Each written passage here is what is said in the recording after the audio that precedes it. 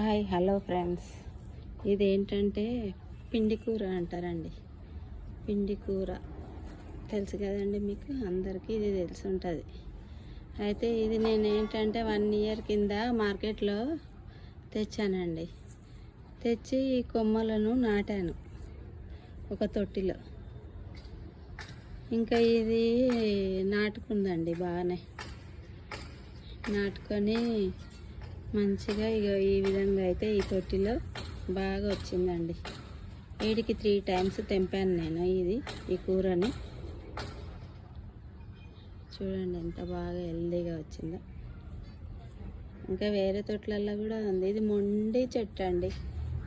చూడండి ఎప్పుడు మళ్ళీ మొలుస్తుందో తెలియదు. తొట్లను క్లీన్ చేసినాక కూడా అంతా ఏ విధంగానన్నా మళ్ళా ఇది గ్రో అవుతుంది ఏ తొట్టిలోనైనా.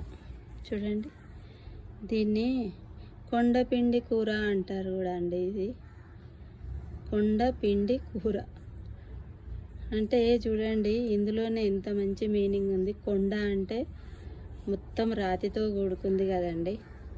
మళ్ళీ పిండి అంటే పిండిలాగా చేస్తుంది కొండనైనా.